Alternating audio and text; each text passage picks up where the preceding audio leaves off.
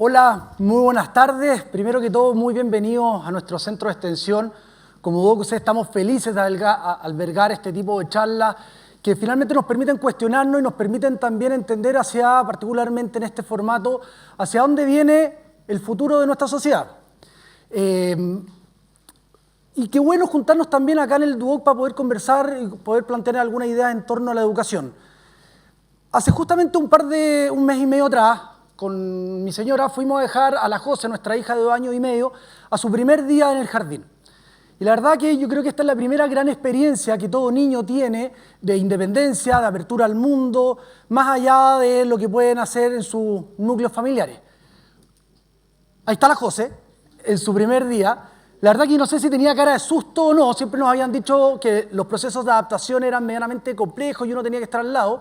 La verdad que cuando entró a la sala, nos dejó, ni nos pescó más, llegó y se fue a jugar y hasta el día de hoy, cuando la vamos a dejar al jardín, chao, chao, y no nos pesca. Así que hasta el momento ha sido un muy buen proceso y está bastante feliz. Bueno, pero por mi rubro me es inevitable preguntarme acerca de la educación del futuro, la educación que los niños que hoy día están entrando a los sistemas escolares, los niños que están entrando al jardín, los niños que están naciendo hoy día, van a tener que enfrentar en el futuro. Y qué difícil pensar el futuro, entendiendo que lo más probable que ellos sean ciudadanos del siglo XXII. ¿Quién siquiera hoy día podría aventurarse a saber lo que va a pasar en nuestro mundo en 10, 15, 20 años más? Pero ellos van a ser ciudadanos del siglo XXII. Y en ese sentido, si nosotros hacemos una mezcla en torno a lo que ha ocurrido en las revoluciones industriales que han ido marcando de manera pareja el mercado laboral, podemos ver que entre la primera revolución industrial y la segunda revolución industrial pasaron cerca de 100 años. Lo mismo ocurrió entre la segunda y la tercera revolución industrial, también pasaron cerca de 100 años. Lo cual generaba, y nosotros podemos entender, que los mercados laborales eran bastante predecibles. Para la educación también era bastante sencillo poder formar a las personas, entendiendo que si una persona entraba a trabajar a una industria, a un área, lo más probable es que se desarrollara en ella durante toda su vida. Ahora bien, si este mismo ejemplo lo pensamos desde el punto de vista del automóvil, el automóvil en sus 200 años ha seguido la misma estructura basal o bajo el mismo paradigma. Un conductor en una máquina, arriba de una máquina que es autosuficiente, con energía limitada, que nos permite mejorar los tiempos de traslado entre un lugar y otro. Efectivamente, el automóvil no ha variado su estructura basal en los últimos 200 años, pero tampoco lo ha hecho la educación. Y si nosotros vemos, por ejemplo, esta foto, y miren esta foto a fines de 1800, en una de las primeras escuelas públicas en Estados Unidos, vean solamente la composición de la sala de clase. ¿A cuántos les hace a ustedes un recuerdo familiar de lo que ustedes vivieron en la sala de clase? Si vemos esto mismo en Chile, en 1920, que esta es una de las primeras fotos de un aula en nuestro país, en el Instituto G en Rancagua, ocurre básicamente lo mismo. En términos generales, seguramente han cambiado los bancos, hoy día tenemos mobiliario un poco más moderno, más colorido por supuesto, pero en términos generales el paradigma se ha mantenido bastante igual y es porque el mercado y nuestra historia también no ha tenido mayores cambios. Si nosotros pensamos la educación en términos generales, cómo ha sido a lo largo de nuestra historia, principalmente ha sido en esa capacidad de que han tenido nuestros profesores de entregarnos información y nosotros hemos tenido que aprender esa información principalmente de memoria. ¿Y esto por qué era así? No es del todo ilógico que haya sido así, porque el acceso a la información antiguamente y la escasez de la información era muchísima. Era muy difícil nosotros, por ejemplo, hacer un trabajo y poder dar con la respuesta correcta si es que no teníamos acceso a algún Icarito, a algún Larousse o lo que tenemos en torno a los 30 años, a una Encarta. Y peor aún, a medida que iba pasando el tiempo, esta información no se iba actualizando. Teníamos que esperar un año más para tener la Encarta 98 que iba a tener la información actualizada. Y el trabajo que nos pedían básicamente en el colegio, lo que teníamos que hacer era copiar y pegar de acá y nos sacábamos una buena nota. En ese sentido, la educación respondía también a los cambios que ocurrían en el mercado laboral. Y es eso, efectivamente, la escasez que ocurría en términos de información, es de donde está la base de nuestro sistema educativo. Ahora, si esto lo pensamos dentro de las etapas de nuestra vida, nosotros podemos ver que tenemos dos grandes etapas. La primera etapa, nuestra escolaridad, donde vamos al colegio, después estudiamos una carrera, aprendemos, conocemos, desarrollamos habilidades, finalmente nos hacemos una visión de mundo. para luego en una segunda etapa lo que hacemos principalmente es, en base a estos conocimientos, ponerlo a disposición del lugar donde nos toca trabajar y en base a eso finalmente nos ganamos la vida. Como les decía recientemente, además este punto se extendía por 30, 40 años. Recuerden ustedes lo común que era premiar en las empresas a muchos de sus papás, mamás, los tienen que haber premiado como trabajador por 30 años de servicio, 35 años de servicio, lo cual era bastante común dentro del mercado laboral. Ahora, no todo en el pasado tampoco ha sido malo, solo que durante el tiempo los distintos inventos y desarrollos que también hemos escuchado en otras charlas durante el día han ido marcando el futuro de dónde estamos hoy día. Por ejemplo, estos dos grandes inventores, Thomas Edison, quien inventó la ampolleta y desarrolló la corriente continua, y Nikola Tesla, quien tomó ese desarrollo y potenció la corriente alterna, gracias a sus descubrimientos y sus inventos, en 1800, a mediados de 1800, lograron generar una magnitud de nuevos campos laborales infinita, que son todos los desarrollos tecnológicos que podemos ver ahí. Y en ese sentido también se generaron muchos nuevos puestos de trabajo y muchas industrias que a mediados de 1800 ni siquiera podíamos imaginar que iban a existir. Se dice hoy día, y un poco la premisa está en que la tecnología va a suplir nuestros puestos de trabajo. Yo creo que no. Yo creo que todo lo contrario. Va a potenciar y va a abrir nuevas herramientas, pero para eso nosotros tenemos que estar preparados. Si volvemos al ejemplo de las revoluciones industriales, fíjense que desde la tercera revolución industrial hasta la cuarta revolución industrial han pasado solamente 40 años, menos de la mitad del tiempo de lo que pasaron en las primeras revoluciones industriales. Por lo cual hoy día estamos frente a un cambio de paradigma en distintos rubros y en distintos mercados que es tremendamente importante. Si volvemos al ejemplo automóvil, el automóvil, yo les decía que durante 200 años no cambió su estructura basal, pero hoy día ya podemos ver el gran cambio de paradigma en esta industria respecto a lo que ocurre en términos del automóvil y el manejo autónomo que tienen ellos. Ya no estamos hablando de una persona que va a manejar una máquina. Por medio de inteligencia artificial, los tiempos de conducción van a ser mucho más eficientes de lo que nosotros alguna vez siquiera podíamos imaginar. Ese cambio de paradigma es lo que nos está ocurriendo hoy día también en la educación. Y ese cambio de paradigma también es lo que está ocurriendo, por ejemplo, en empresas como Uber, donde hoy día Uber dice que el problema futuro de la empresa no es la aplicación, no es el método de pago, el problema futuro de la empresa son los conductores. Y una empresa del tamaño de Uber hoy día está empujando muy fuertemente el desarrollo de la conducción autónoma de los autos. Entonces, desde ahí viene un poco también el cuestionamiento que tenemos que hacernos desde la educación y decir, ¿cómo cambiamos en conjunto con la sociedad? ¿Cómo cambiamos en conjunto con los mercados? Y aquí tenemos un primer gran desafío que tenemos que vencer también en términos de la temporalidad. Piensen ustedes que en términos promedio una carrera universitaria dura 5 años, más o menos en promedio. La duración real es más o menos de 6 años.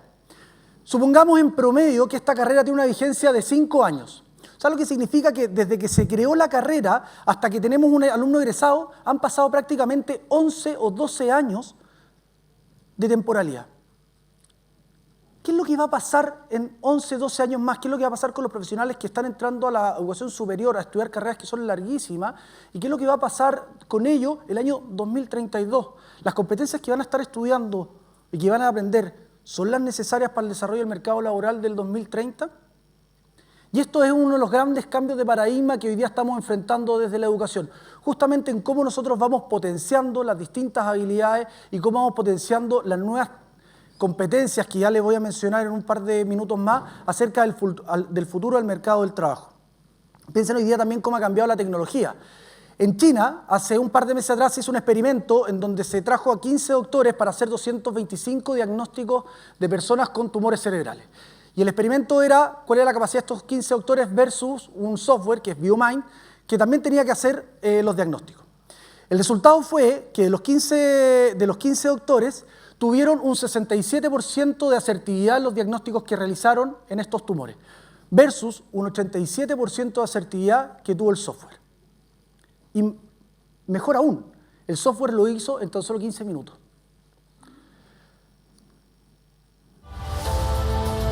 Les muestro este también video, es un robot que es conducido por un cirujano que se llama Da Vinci, y que este robot tiene la particularidad de poder operar, y que actualmente opera, pero tiene una precisión tan efectiva que puede pelar un gajo uva y después puede volver a suturarlo de manera perfecta, sin errores, lo cual genera, y esto llevado en términos de las operaciones que está haciendo, que los tiempos de recuperación sean menores, que la eficiencia también sea mucho mayor en términos de la duración de las operaciones.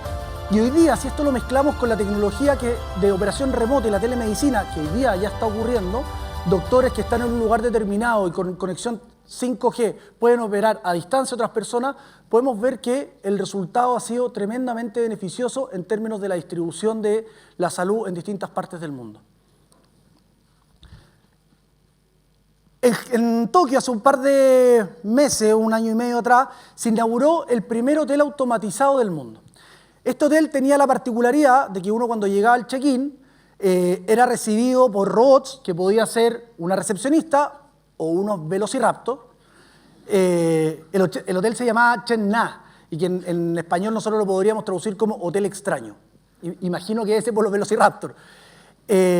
Bueno, y la particularidad de este hotel es que era el primer hotel automatizado. Tenía 100 habitaciones, de las cuales solamente necesitaban 6 humanos para poder operar. Uno llegaba al mesón por medio del software de reconocimiento facial, hacía el check-in, venía una máquina, subías la maleta, la máquina te acompañaba hasta la puerta de tu pieza, de nuevo software de reconocimiento facial, la puerta se abría automáticamente y uno entraba y en el fondo disfrutaba de la estadía. Este hotel entró al récord Guinness como el primer hotel automatizado del mundo. Y la verdad que se pensaba que iba a revolucionar la industria hotelera a nivel mundial. Pero la verdad que no. Y fue un desastre. Y fue un desastre. Y fue un desastre porque cuando comenzaron las interacciones humanas, cuando un pasajero empezó a solicitar algo a estos robots, los robots no tenían la capacidad de interpretar qué es lo que quería realmente el pasajero. Tanto es así que una noche, al parecer, había un pasajero que roncaba muy fuerte. Y cuando iba pasando uno de estos robots por afuera de la habitación, el robot pensaba que le estaba hablando y le golpeaba la puerta al robot y le decía: no te entiendo, no te entiendo, no te entiendo. Finalmente lo que ocurrió con este hotel es que los dueños se dieron cuenta de que nada iba a poder reemplazar las relaciones interpersonales en términos de servicio. Y es por eso que despidieron a más de la mitad de los 243 robots, volviendo a contratar personas que se hicieran cargo efectivamente de la administración del hotel. Ya vemos que la tecnología está avanzada para poder automatizar todo o casi todo, pero vemos que no todos los procesos de automatización funcionan cuando nosotros hablamos de relaciones interpersonales.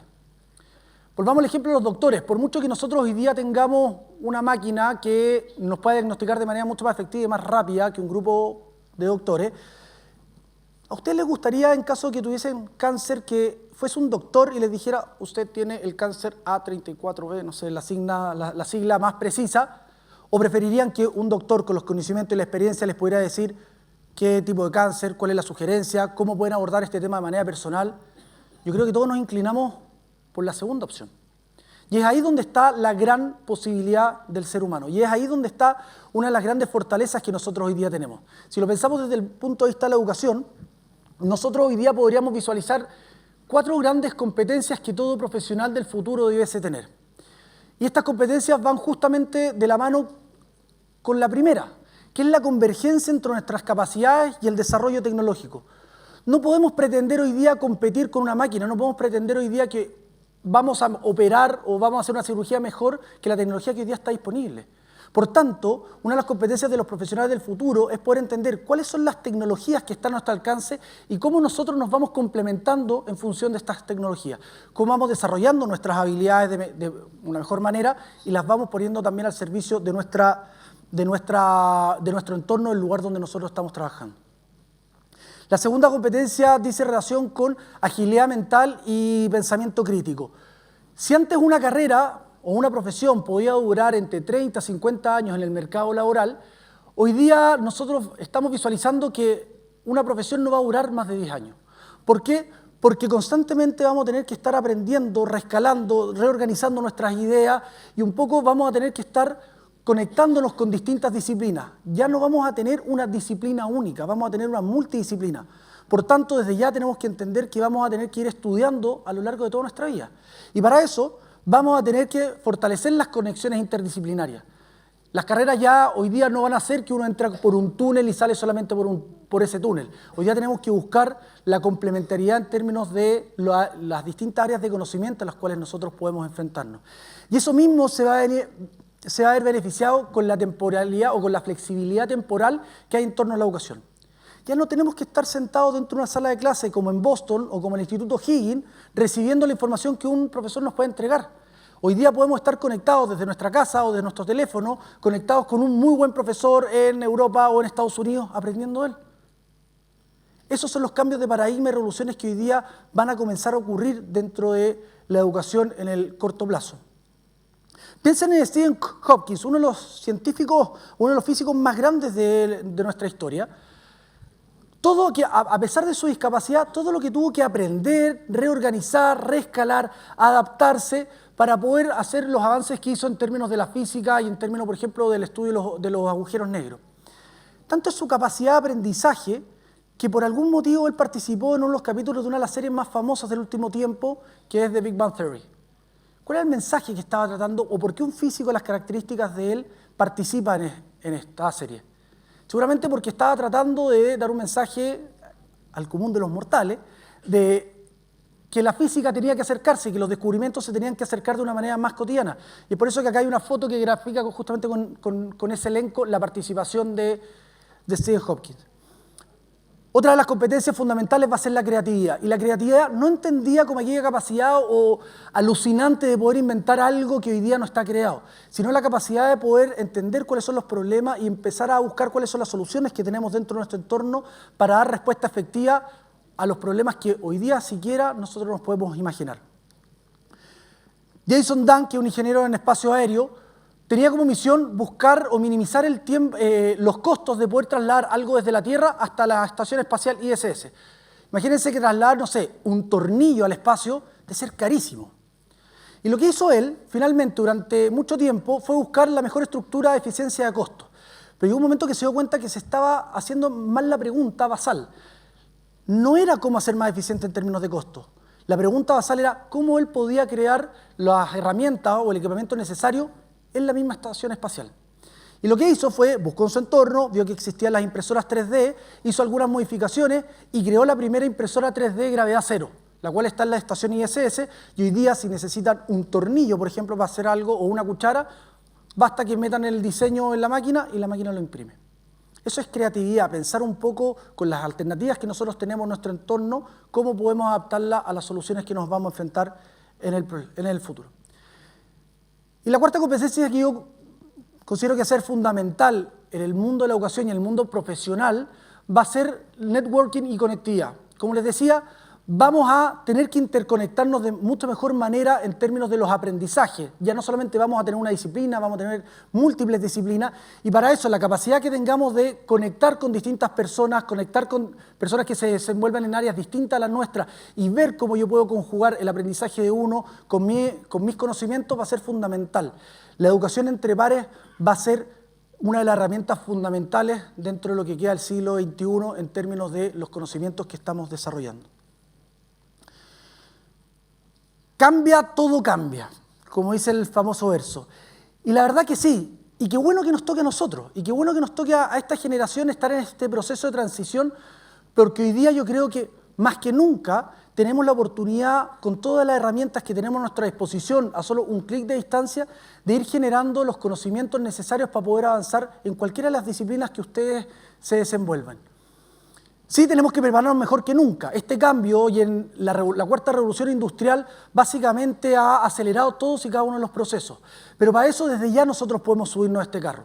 Si nos proponemos que desde hoy día, saliendo del auditorio, nos proponemos que por el resto de nuestras vidas vamos a aprender día a día algo nuevo, algo que no conocíamos, algo de alguna disciplina distinta a nuestras áreas de estudio, nos va a permitir efectivamente ese aprendizaje diario, mantener nuestra mente ágil, nuestra mente aguda, nuestra mente crítica, nos va a permitir también conocer de otras áreas, conocer y fomentar nuestra creatividad, que nos va a permitir avanzar en los problemas o en las soluciones que a futuro vamos a tener como humanidad. Nuestra misión hoy día es sentar las bases del futuro de una educación. Nuestra misión hoy día es pensar cómo tenemos que optimizar y mejorar la educación de los ciudadanos del siglo XXI y también de los ciudadanos del siglo XXII que ya están naciendo. Si es que no pensamos en el desarrollo de ellos, si es que no pensamos en el desarrollo de las futuras generaciones, yo creo que no tiene ningún sentido todo el desarrollo tecnológico que estamos teniendo. Porque todo lo que hoy día estamos desarrollando y estamos pensando, finalmente va a ser para poder mejorar el bienestar y la calidad de vida de nuestros hijos, de los hijos de nuestros hijos y de nuestra familia en general. Muchas gracias.